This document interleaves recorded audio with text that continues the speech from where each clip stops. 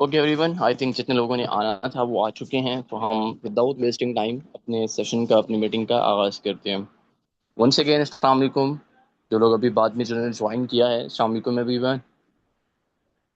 I hope आप सब लोग ठीक होंगे। आज का टॉपिक हमारा बहुत ज़्यादा अमेजिंग है, about leadership and growth duplication को लेके। बिकॉज विदाउट लीडरशिप ना आप ज़्यादा देर सस्टेन कर सकते हो इस इंडस्ट्री के अंदर, एंड विदाउट लीडरशिप ना आप अपने ड्रीम्स को पूरा कर सकते हो, जिन ड्रीम्स के तहत आप और मैं, हम सब यहाँ पे इकट्ठे हुए हैं। एंड ग्रोथ को डुप्लीकेट नहीं करेंगे तो फिर हमेशा इस इंडस्ट्री में स्ट्रगल ही करते रह जाएंगे। बिकॉज ये झूठ है कि वे online work it's a very easy work, बहुत आसान काम है। ये बिल्कुल झूठ है। देखिए, सिंपल ज़रूर है लेकिन आसान बिल्कुल नहीं है। जो लोग कहते हैं ना कि हम, जैसे एक सेशन में सर अहमद हसन अब्बासी ने भी कहा था कि जो लोग कहते हैं ना हम बिजनेस इसलिए कर रहे हैं कि हमें फला नहीं करना पड़ेगा, हम बिजनेस इसलिए कर रहे हैं कि हमें वो नहीं करना पड़ेगा, वो नहीं करना पड़ेगा। तो आपको बिजनेस इसलिए करना है, इस वजह से भी करना है कि आपको इसके अंदर हर वो काम करना है जो आपको जॉब में नहीं करना पड़ता। आपको हर एक वो रिस्पॉन्सिबिलिटी लेनी पड़ेगी जो आप जॉब में नहीं लेते, बट यहाँ पर लेनी पड़ेगी। तो अगर आपकी ग्रोथ डुप्लीकेशन की जो स्किल है, ग्रोथ को डुप्लीकेट करना, अपनी टीम में लीडर्स को प्रोड्यूस करना, अगर इसमें आप परफेक्ट नहीं हो, ये चीज़ आपकी पॉलिश नहीं है, तो फिर आप बहुत लंबे अरसे तक स्ट्रगल ही करते रह जाओगे इस फील्ड के अंदर। आप उस लेवल का जो फ्रीडम है, जो उस लेवल की अचीवमेंट्स हैं, वो आप नहीं कर सकोगे। तो लीडरशिप का होना भी बहुत ज़्यादा ज़रूरी है, और ग्रोथ को कैसे डुप्लीकेट किया जाता है अपनी टीम के साथ, इसका भी होना बहुत ज़्यादा ज़रूरी है। First of all, leadership most important in this business, and I think it's my personal perspective कि in your whole life decisions, जो इंसान लीडरशिप को स्टडी कर लेता है, सीख जाता है, फिर प्रैक्टिकल एक्सपीरियंस करता है, उसके ऊपर इम्प्लीमेंट भी करता है, इट्स माय पर्सनल एक्सपीरियंस कि वो लीडरशिप आपकी पर्सनल लाइफ में भी आपको बहुत ज़्यादा हेल्पफुल करती है। यानी आपको बहुत ज़्यादा हेल्प करती है आपकी पर्सनल लाइफ के डिसीजंस में भी, आपके पर्सनल लाइफ के रिलेशंस में भी आपको बहुत ज़्यादा हेल्प करती है। इस बिजनेस के थ्रू जो लीडरशिप आपके अंदर डेवलप होती है, वो लीडरशिप आपको जेन्युइन मेच्योरिटी प्रोवाइड करती है। वो लीडरशिप जेन्युइनली आपको रिस्पॉन्सिबल इंसान बनाती है, एक जिम्मेदार इंसान बनाती है, क्योंकि जिम्मेदारी उठाना हम यहाँ से सीखते हैं। हम यहाँ से, ऐसे ही हमें लोग नहीं कहते। अक्सर मुझे तो ये कॉम्प्लीमेंट मिले हैं, मे भी किसी और को नहीं मिले या मिले होंगे। लोग मुझे अक्सर कहते हैं कि फॉर एग्जांपल बातें 30 की, उम्र 20 की, उम्र 20 की और बातें 30 की। तो ये कैसे पॉसिबल हुआ कि at the age of early leadership का एक्सपीरियंस किया? क्योंकि लीडरशिप जिम्मेदारी उठाना सिखाता है, एक जिम्मेदार इंसान बनाना सिखाता है। तो मेरी लाइफ में तो पर्सनली लीडरशिप ने मुझे बहुत सपोर्ट किया, अपनी पर्सनल लाइफ के डिसीजंस, अपनी पर्सनल लाइफ के रिलेशंस को मेंटेन करने में। अगर आप जेन्युइन लीडरशिप का एक्सपीरियंस करते हो तो डेफिनेटली आपको भी इस चीज़ में बहुत ज़्यादा हेल्प आउट होगी। अच्छा, मोहम्मद उमर कह रहे हैं कि वॉइस मेरी क्लियर नहीं आ रही। एवरीवन एक बार मुझे क्लियर कर दें कि क्या मेरी वॉइस क्लियर आ रही है।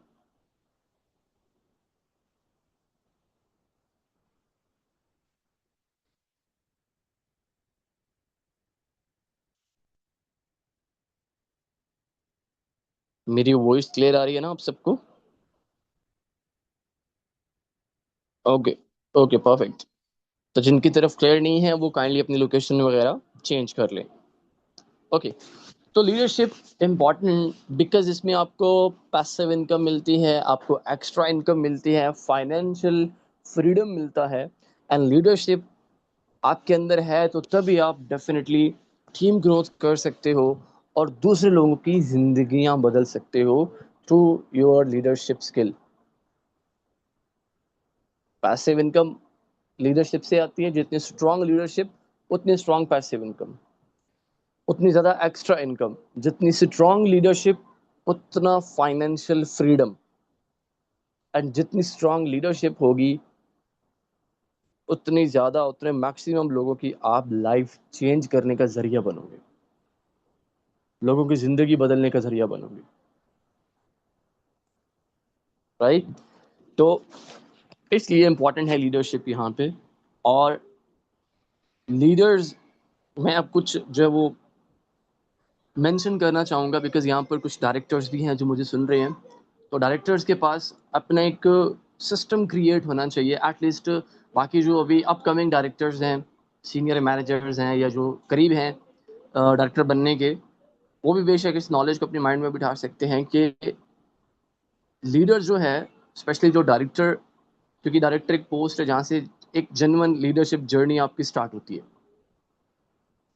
उससे पहले आप कहीं ना कहीं डगमगा रहे होते हो, लेकिन डायरेक्टर पर आने के बाद आपकी जेन्युइन जो लीडरशिप है वो यहाँ से मैं समझता हूँ कि स्टार्ट हो जाती है। तो लीडर को क्या चाहिए कि वो अपना एक सिस्टम क्रिएट करे।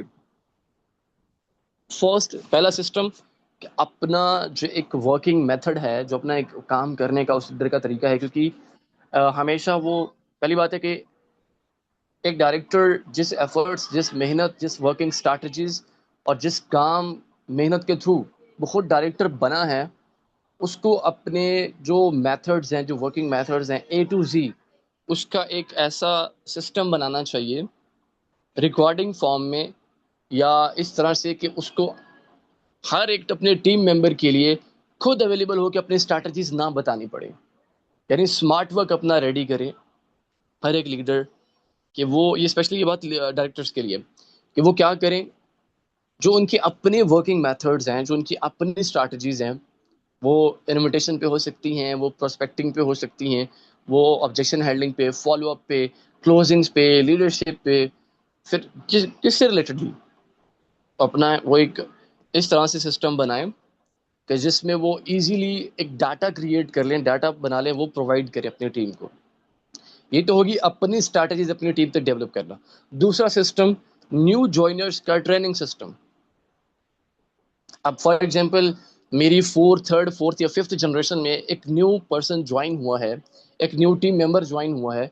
अब मैं, जो मेरी स्ट्रैटेजीज है, मैं अपनी स्ट्रैटेजीज के अकॉर्डिंग मैं उसको अपनी फिफ्थ जनरेशन में तो जाके उसको ट्रेन नहीं कर सकता, उसको गाइड नहीं कर सकता। लेकिन अगर मैंने एक ऐसा स्मार्ट वर्क के थ्रू एक ऐसा सिस्टम बना दिया है कि जिसमें मैंने 1 वीक का, 10 डेज का, 15 डेज का, हर एक का अपना एक हिसाब होता है अपने तरीके से बनाने का। तो मेरा बेसिकली जो मेथड है वो 1 वीक का है। 1 वीक का प्रोसेस मैंने बनाया हुआ है कि अपने न्यू बिगिनर्स को, न्यू कॉमर्स को 1 वीक की ट्रेनिंग देना। मैंने उसका एक बाकायदा पीडीएफ क्रिएट किया हुआ है। उस पीडीएफ के थ्रू आप अपनी न्यू जॉइनर्स को, फिर वो पीडीएफ आपकी जितनी मर्जी जनरेशन तक चला जाए, जब उस पीडीएफ मेथड के थ्रू आपकी टीम को, न्यू कॉमर्स को ट्रेनिंग मिल रही होगी, तो वो एक्चुअल आपकी स्ट्रैटेजी, आपका नॉलेज और आपका मेथड आगे ट्रांसफॉर्मेट हो रहा होगा। क्योंकि लीडरशिप में अगर आपका स्मार्ट वर्क नहीं है तो आपकी लीडरशिप आपके गले पड़ जाएगी। लीडरशिप में अगर आपका स्मार्ट वर्क नहीं है तो आपकी लीडरशिप आपके गले पड़ जाएगी। आप कहोगे यार मैं तो फाइनेंशियली, मैं तो टाइम फ्रीडम के लिए लीडर बना था, बट यहाँ पर मुझे तो खुद के लिए भी टाइम नहीं मिल रहा, क्योंकि आपका स्मार्ट वर्क क्रिएटेड नहीं होगा। ये कुछ लीडरशिप की कुछ मैं रिक्वायरमेंट्स बता रहा हूँ। तो उसके बाद आपको अपने जैसे लीडर्स की प्रोडक्शंस करनी है। स्टार्ट करो एक से, अपने जैसा एक लीडर बनाओ जो हर एक बात जो आपको पता है, बेशक वो छोटी से छोटी क्यों ना, आप ना समझो कि वो छोटी सी है, आप समझो कि ये भी मुझे शेयर करनी है, मुझे पता है ना, तो अगर मेरे पार्टनर को नहीं पता तो मुझे उसको बताना है। छोटा बड़ा डज नॉट मैटर, बट बताना है, ताकि छोटी से छोटी, बड़ी से बड़ी चीज़, आपका हर एक जो आपकी वर्किंग स्ट्रैटेजीज हैं, जो मेथड है, हर एक चीज़ उस इंसान को पता होना चाहिए। फिर आहिस्ता आहिस्ता 1 से 2, 2 से 3, 3 से 4, तो इस तरह से करके आप जितने ज़्यादा अपने जैसे लीडर्स को प्रोड्यूस कर दोगे, देन उतना ज़्यादा आपको फाइनेंशियल फ्रीडम मिलता जाएगा। जितनी ज़्यादा फ्रंट लाइन्स पे लीडर्स प्रोड्यूस होंगे, आपकी डायरेक्ट्स पे फ्री लीडर्स प्रोड्यूस होंगे, आप ऐसा समझो कि आप एक ऐसा एम्पायर खड़ा कर रहे हो कि आपकी एवरी डायरेक्ट आपकी एक एटीएम मशीन की तरह काम कर रही है। आप उनको इस तरह से डिज़ाइन कर रहे हो, आप उनको इस तरह से प्रिपेयर कर रहे हो, बना रहे हो कि वो आपके लिए एज ए एटीएम मशीन काम करें, राइट? इसके अलावा लीडरशिप की कुछ रिक्वायरमेंट्स हैं जो एक लीडर के अंदर होनी चाहिए। सबसे पहले कि लीडर का अपना पर्सनल क्लियर विजन होना चाहिए कि मुझे अपनी सक्सेस को कहाँ तक सस्टेन करना है, कहाँ तक मुझे अपनी अपनी सक्सेस को पहुंचाना है। एक क्लियर विजन होना चाहिए। सर अजमल की बात करें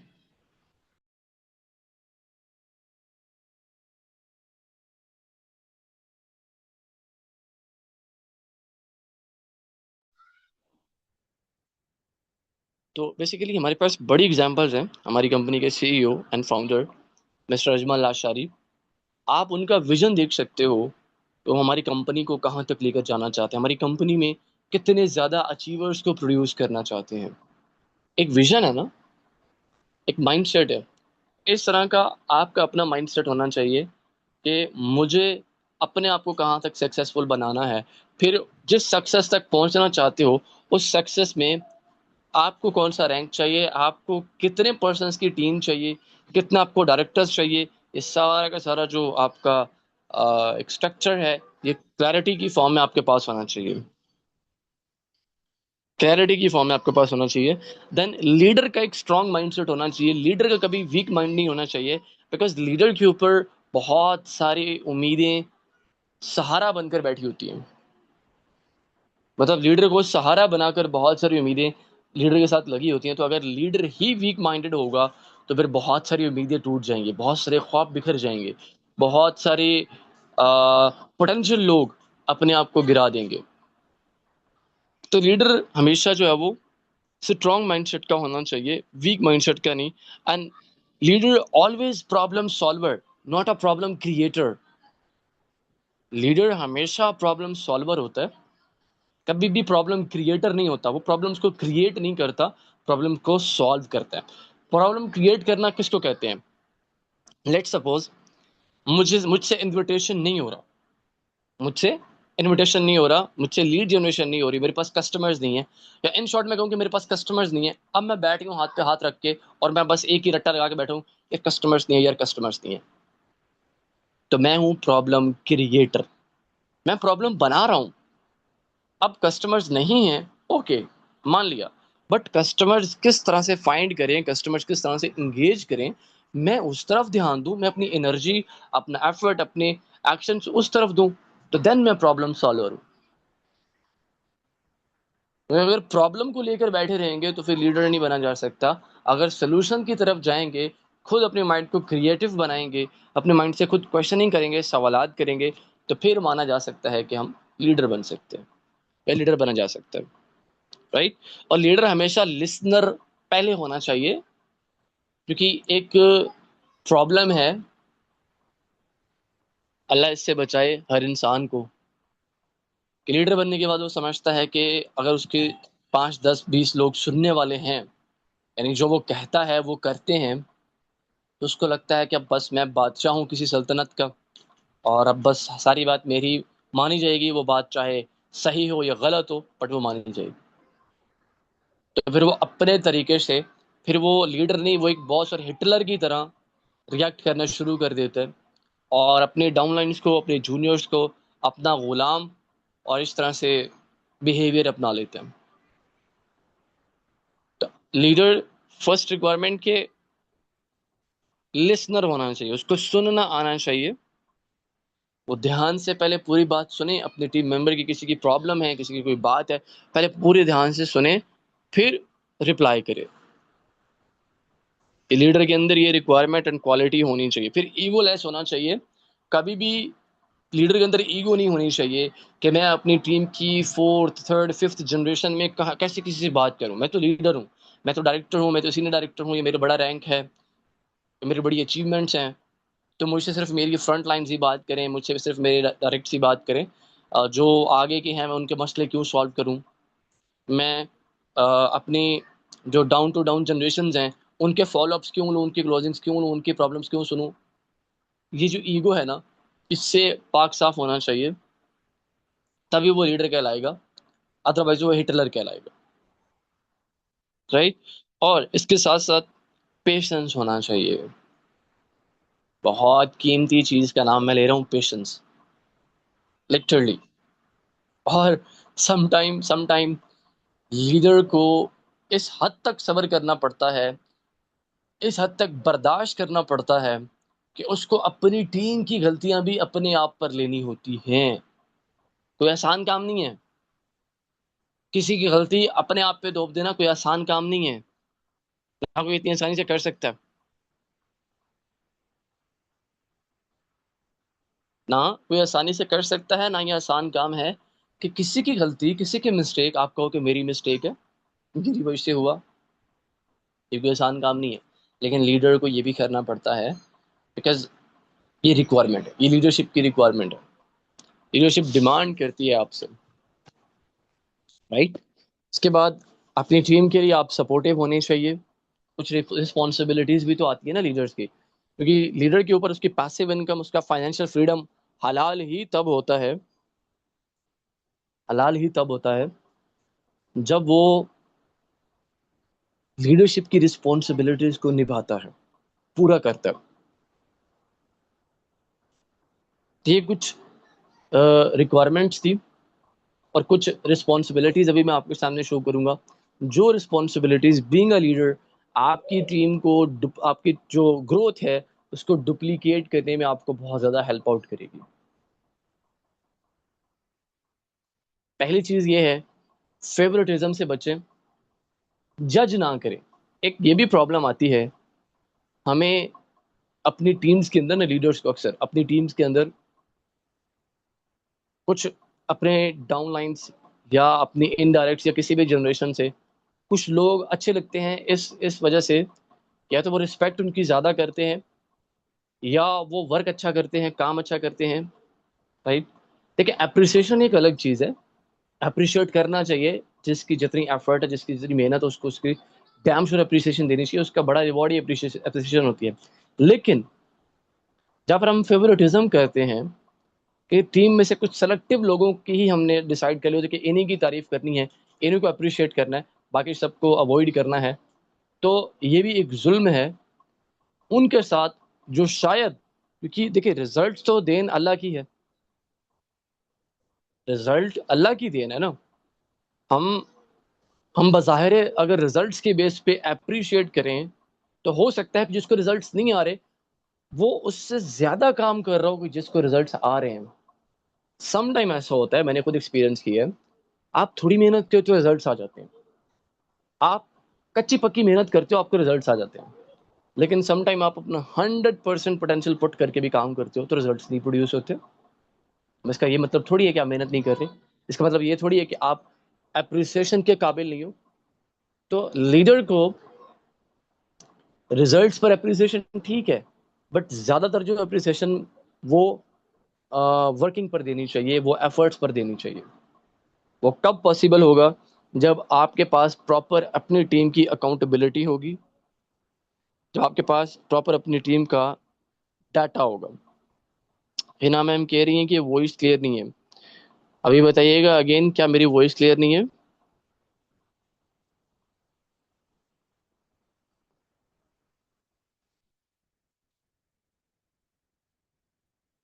हिना मैम, आपको मेरी वॉइस क्लियर आ रही है अभी?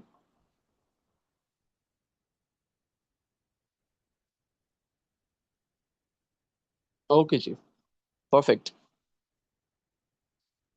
लीडरशिप की रिस्पॉन्सिबिलिटीज कुछ हैं जो मैं शो करना चाहूंगा। टीम को सपोर्ट करना, कोशिश करना कि, अब एक और भी एक चीज़ होती है कि हम अक्सर कहते हैं कि जी हम बिजी होने का बहाना करते हैं या बिजी होने की एक्टिंग करते हैं। अब ये भी तो मैसेज किया है, तो हम 1 घंटे 2 घंटे बाद रिस्पॉन्स करेंगे ताकि पता चले कि हम बिजी हैं, यानी एक्टिंग बिजी होने की। जेन्युइन बिजी हो फिर तो ठीक है, लेकिन एक्टिंग करने में हो सकता है कि उस टीम मेंबर को आपकी अर्जेंट नीड हो, तो एटलीस्ट टीम मेंबर्स के साथ आप एक फैमिली वाला, एक फ्रेंडशिप वाला रोल जो है वो प्ले करें, ताकि आप उनको ऑन द टाइम रिस्पॉन्ड कर सको। जितना बर वक्त आप उनको हेल्प कर सको, उनकी नीड्स को पूरा कर सको, उतना जल्द वो रिजल्ट्स प्रोड्यूस कर सकें। बाकी आपको अपनी अपनी टीम की वर्किंग प्रोग्रेस के लिए जितनी स्ट्रांग और स्ट्रिक्ट आपकी ट्रैकिंग होगी, उतना अच्छा आप अपनी टीम से काम ले सकते हो। अगर आपको पता ही नहीं है, आपकी जो टीम है वो काम को आगे दौड़ पीछे छोड़ करी जा रही है, तो फिर लिटरली ये चीज़ें एक सर्कल के अंदर चलती रहेंगी। वक्त निकल जाएगा, फिर एक वक्त आने पर आपको रियलाइज होगा कि कहीं ना कहीं मेरी गलती की वजह से आज शायद मेरी बहुत बड़ी टीम होती, शायद बहुत बड़ा सिस्टम होता, बट मैं खो बैठा। तो जितनी स्ट्रांग एंड स्ट्रिक्ट आपकी ट्रैकिंग होगी अपनी टीम के ऊपर, आप उतना ज़्यादा टीम में अपनी ग्रोथ को डुप्लीकेट कर सकते हो। अब यहाँ पे ट्रैकिंग डिफरेंट टाइप्स की होती है, daily, weekly and monthly. Tracking होती है 3 टाइप्स की, डेली, वीकली एंड मंथली।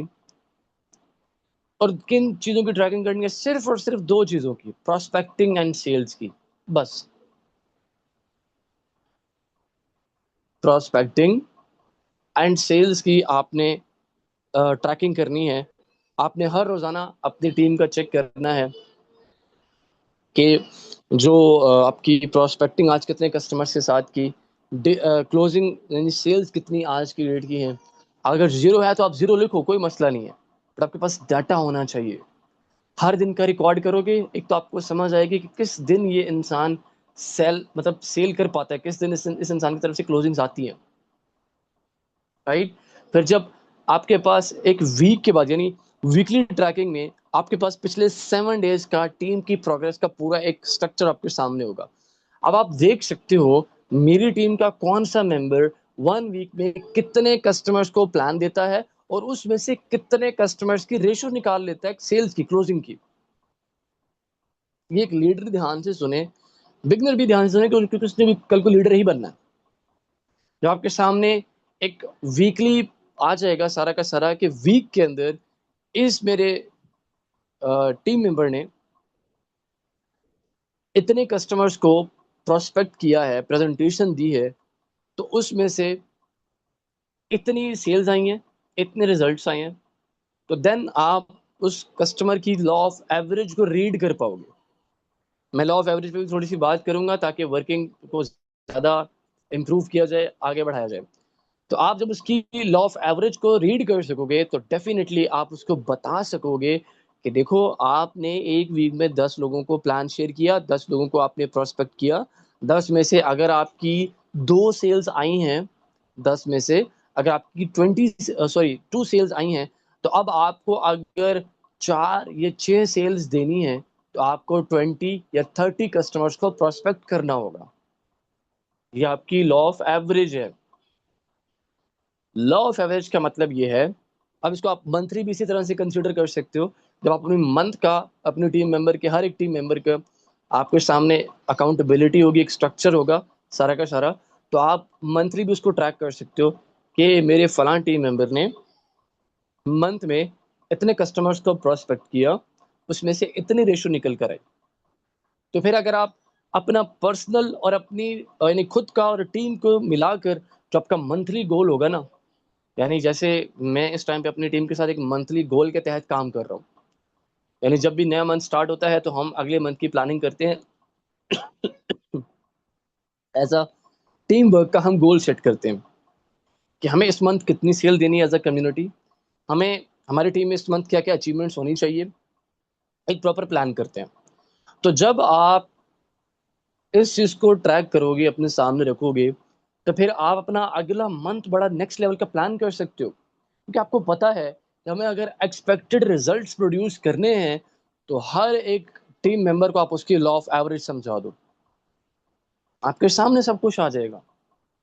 जब इतनी स्ट्रांग और स्ट्रिक्ट आपकी ट्रैकिंग होगी, तो फिर टीम इनएक्टिव भी नहीं होगी, फिर काम भी होगा, और आप देखोगे कि किस तरह से आपकी टीम में वर्किंग हो रही है।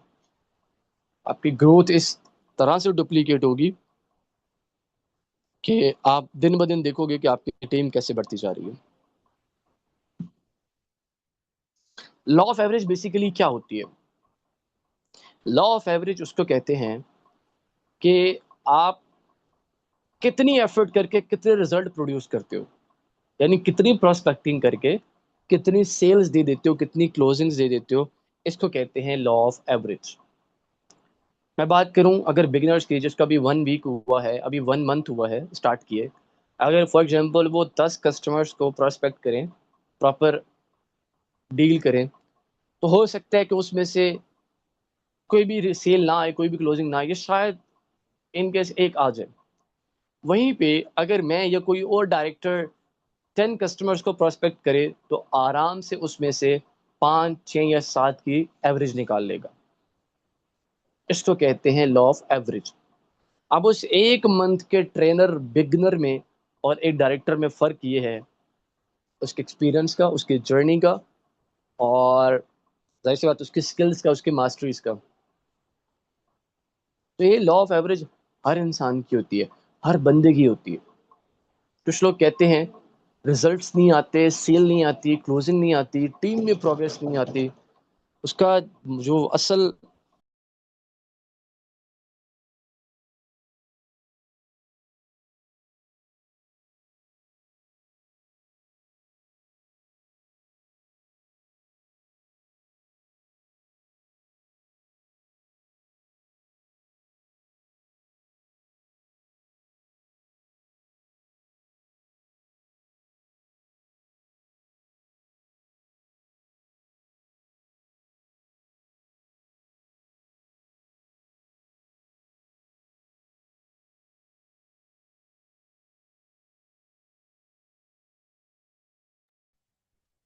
अच्छा जी, तो हम बात कर रहे थे कि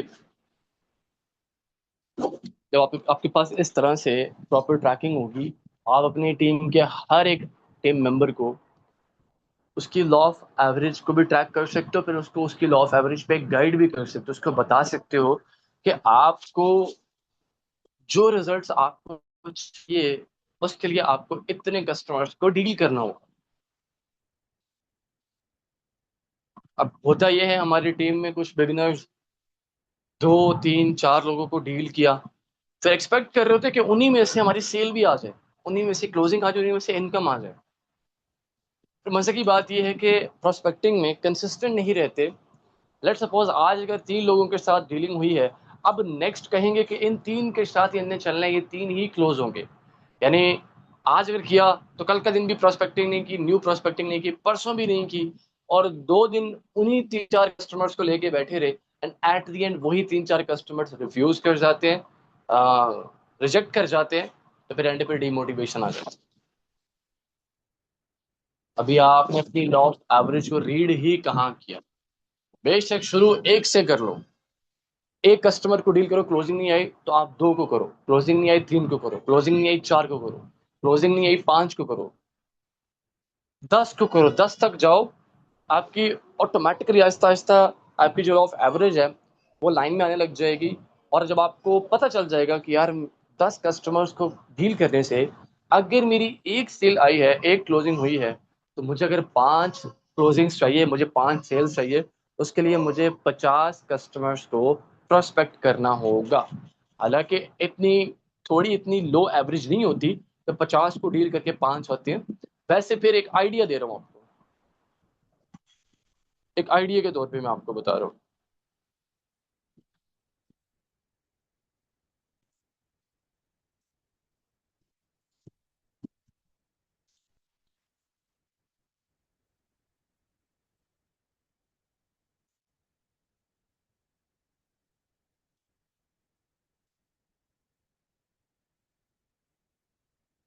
50 प्रोस्पेक्ट्स कहाँ से लाएं?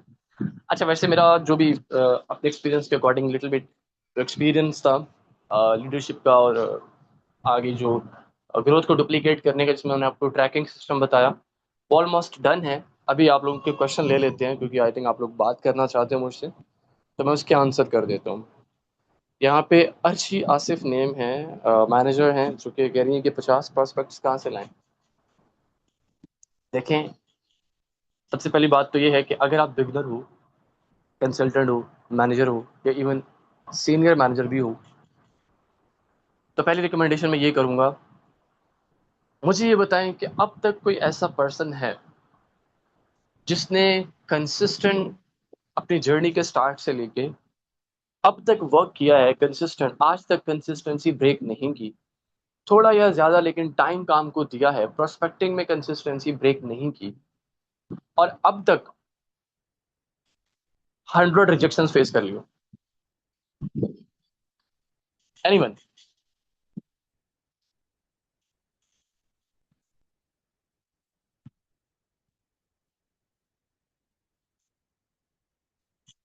100 रिजेक्शन रवीना मैम ने की हैं। तो रवीना मैम, आप माशाल्लाह से अपकमिंग डायरेक्टर भी तो हो, आपको बहुत ही थोड़ा क्राइटेरिया रहेगा, आप अपनी प्रोग्रेस भी तो देख सकते हो ना। और और कोई ऐसा इंसान जो कहे कि मैंने अपनी जर्नी से अब तक 100 रिजेक्शंस को मैंने फेस कर लिया है?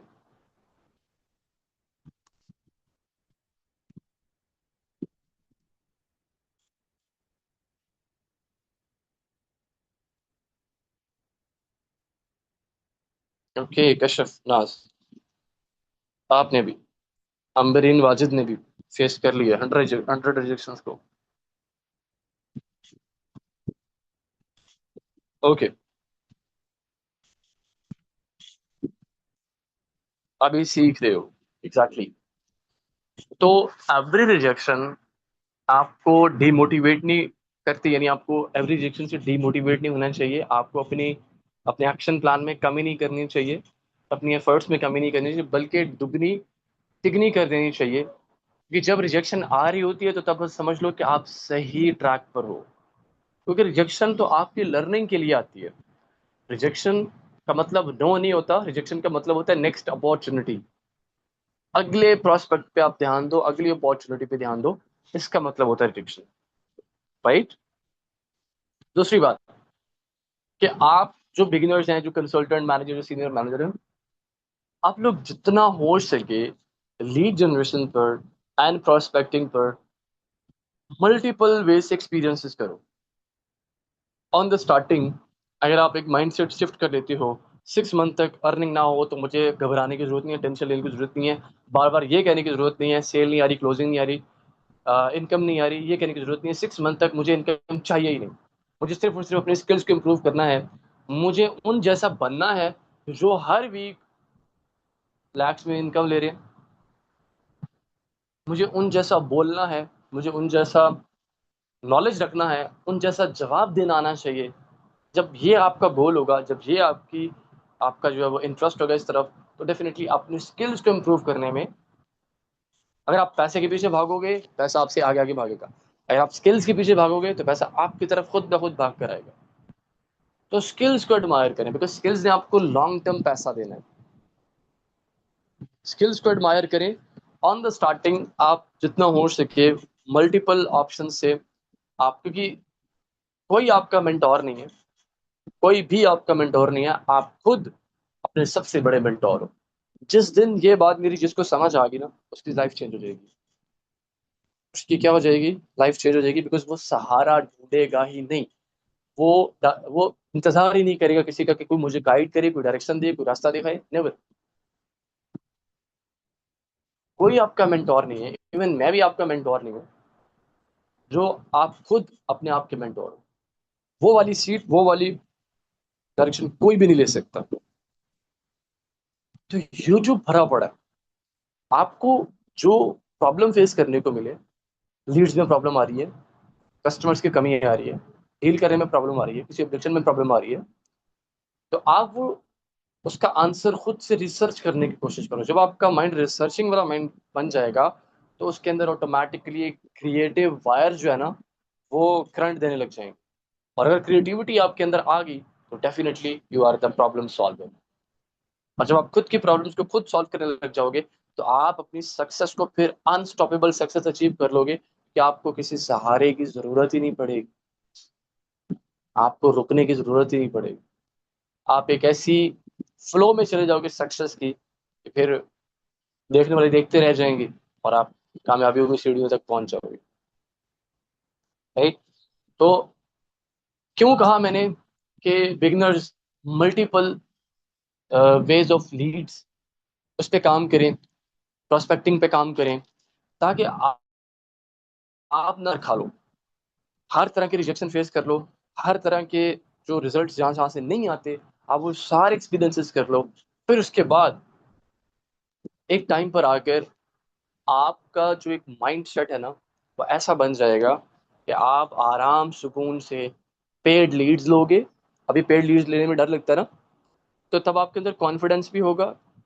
दूसरे नंबर पे बिजनेस जो है ना, वो सिर्फ ये नहीं है कि आपने 12,500 25 50 या 1 लाख इन्वेस्ट कर दिया तो बस वो आपका बिजनेस हर चीज़ क्लियर है, नहीं। बिजनेस हर स्टेप पे इन्वेस्टमेंट मांगता है। Investment profit, invest profit, invest profit, ये तो आखिरी सांस तक चलता रहता है। अगर आपको अपनी लीड्स पे इन्वेस्ट करना पड़ता है, कस्टमर्स पे 500 1000 2000 अगर आप इन्वेस्ट करते हो, तो अगर आपको खुद पे बिलीव है, आपकी स्किल्स इतनी पॉलिश हो चुकी है, अपने प्रो लेवल की प्रोस्पेक्टिंग करने लग गए हो, तो जैसे कि मैं, अगर मुझे जैसी कस्टमर्स की कमी पड़ती है तो मैं ज़्यादा नहीं, सिर्फ और सिर्फ 500 की लीड्स बाय कर लेता हूँ। मुझे मेरे पास 10 to 15 कॉन्टैक्ट्स आ जाते हैं। मैं आराम से 500 रुपये इन्वेस्ट करके और अपना 15 से 20 हज़ार का पे आउट बना लेता हूँ। अब मुझे बताओ, 500 रुपया जो मैंने छुपाया हुआ था वो मेरे लिए ज़्यादा इंपॉर्टेंट था, जो 15 20 हज़ार का पे आउट बन गया वो ज़्यादा इंपॉर्टेंट था। लेकिन बिगिनर को मैं ये सजेस्ट नहीं करूंगा फिलहाल के लिए, क्योंकि वो उसका 500 भी, उसको 500 से भी अगर रिजल्ट ना ना आए, क्लोजिंग ना आए, तो वो डिमोटिवेशन 5 वाली बहुत बड़ी हो जाएगी। इसलिए हर तरह का एक्सपीरियंस किया होगा, आपकी स्किल्स भी पॉलिश हो चुकी होगी, एक काफ़ी हद तक आपके पास नॉलेज भी आ चुका होगा। और फिर जब आप एक स्ट्रॉन्ग माइंडसेट के साथ, अपनी पॉलिश स्किल्स के साथ आप पेड लीड्स के ऊपर काम करोगे, डेफिनेटली आप रिजल्ट्स प्रोड्यूस कर जाओगे। और एक बार आपने अपनी पेड लीड्स के रिजल्ट्स को मेंटेन कर लिया, तो डेफिनेटली आपको समझ आ जाएगी कि मुझे, मैं कितने की लीड्स बाय करूं, तो उसमें से मेरी क्या एवरेज रेशियो है कि मैं इतना बिजनेस कर लेता हूं, इतना पे आउट बना लेता हूं। आप ऑटोमेटिकली समझ जाओगे कि अगर 1 लाख का पे आउट जनरेट करना है तो उसके लिए इतने की लीड्स बाय कर। ये जो एक्सपीरियंस है और इस तरह से जो रिजल्ट्स प्रोड्यूस होते हैं, वो इतना टाइम होते हैं, वो इतना जल्दी नहीं होते। ठीक है एवरीवन, क्लियर है यहाँ तक? मजीद और किसी का कोई क्वेश्चन, कुछ सवाल हो?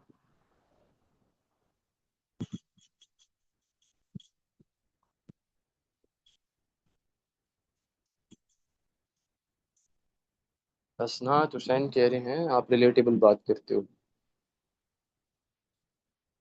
किस मामले में रिलेटेबल?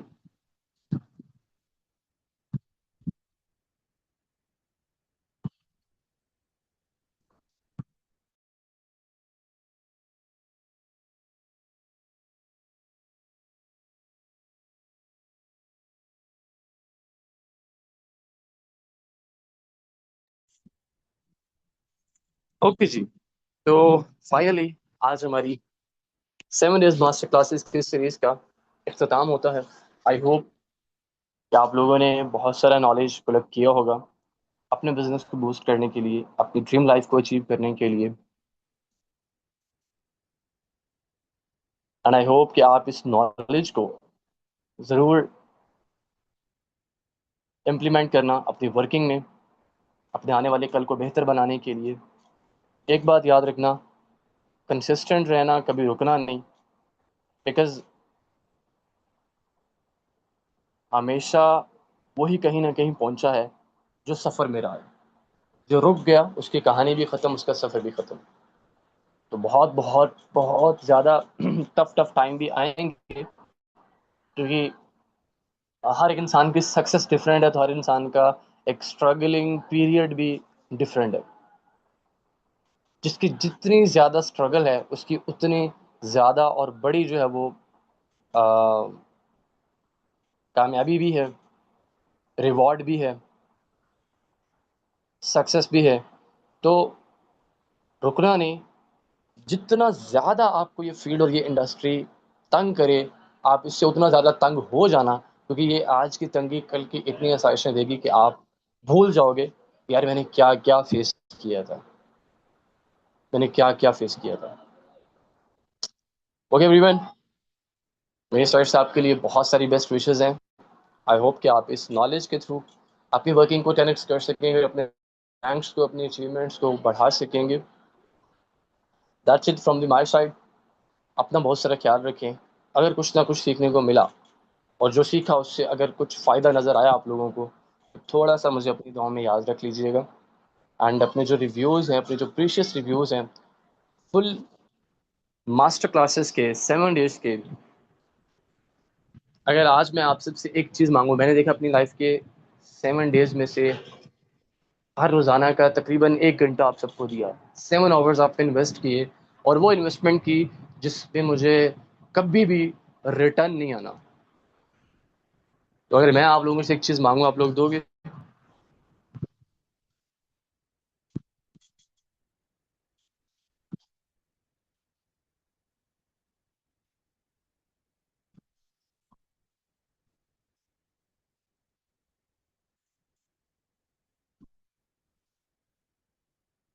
यस। रिव्यूज़ तो दोगे ही दोगे, लेकिन आज रिव्यूज़ थोड़ा डिफरेंट अंदाज में दोगे। जिसके लिए पॉसिबल है, मैं इसमें भी फोर्स नहीं कर रहा, इंसिस्ट नहीं कर रहा, जिसके लिए पॉसिबल है तो वो थ्रू एक वीडियो रिकॉर्ड करके इन 7 डेज मास्टर क्लासेस का रिव्यू दे, अपने आप को कैमरे पे ला के, अपने आप को फ्रंट पे ला के, ताकि आपकी अपनी फेस वैल्यू भी बने, आपके टीम लीडर को भी पता चले कि यार मेरे टीम मेंबर ने एक कैसी मास्टर क्लासेस अटेंड की है कि उसका कॉन्फिडेंस इतना अच्छा होगा कि वो वीडियो बनाकर रिव्यू दे रहे हैं। मैं देखूंगा, इंतजार करूंगा मुझ तक किस किस की वीडियो पहुंचती है। मैंने ख्वाहिश की है, अब लेट्स सी इस ख्वाहिश को कौन कौन पूरा करता है, बाकी देखेंगे। ओके एवरीवन, अपना बहुत सारा ख्याल रखें। इंशाल्लाह एज अर्ली फिर मुलाकात होगी नेक्स्ट किसी सेशन में, किसी और क्लास में। अपना बहुत सारा ख्याल रखें, दुआ में याद रखें। अल्लाह हाफिज़, टेक केयर, बाय बाय।